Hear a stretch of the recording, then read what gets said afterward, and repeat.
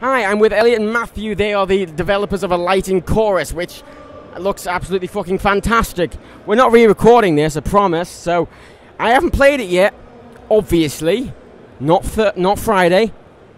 Didn't play it on Thursday. So you're going to explain this game to me like... Well, I haven't played it. It's not like I haven't played it. I haven't played it, obviously, but like I haven't played it. Okay, sure. Our game we're kind of calling sandbox exploration. You explore a world made of particles, and as you progress through the game, you acquire more and more abilities to manipulate those particles. So the central mechanic right now is swapping objects around.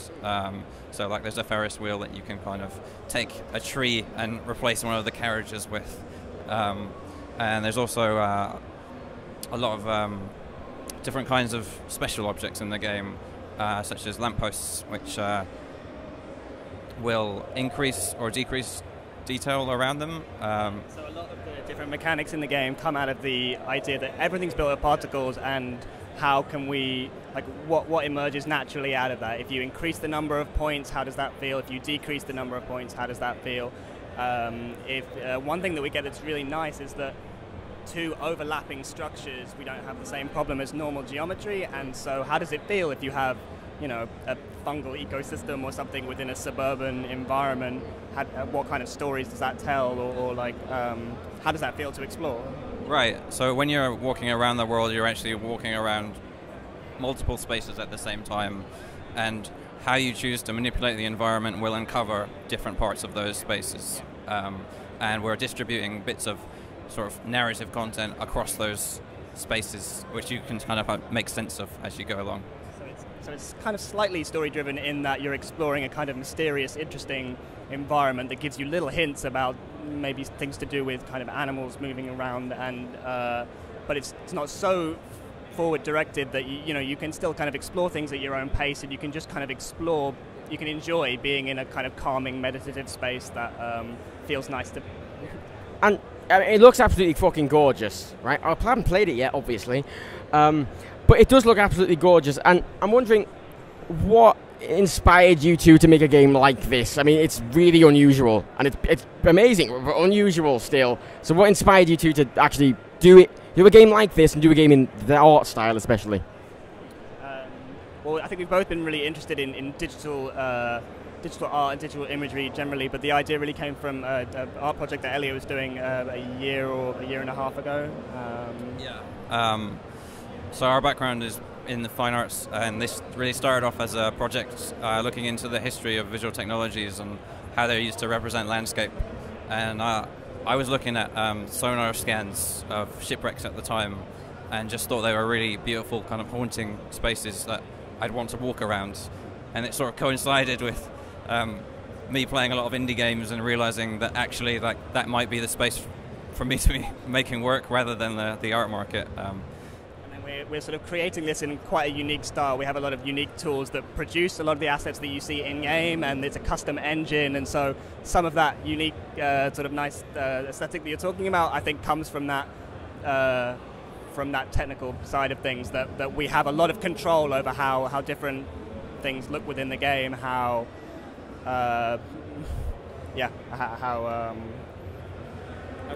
we create stuff, and how it feels for the player.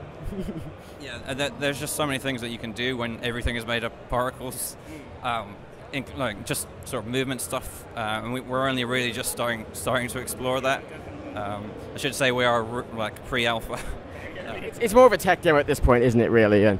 I mean, I think like within what's there, a lot of the mechanics will probably end up staying. I'd say it's more than a tech demo right now. It's just that there's a lot of design work that needs to happen to sort of signpost that to the player.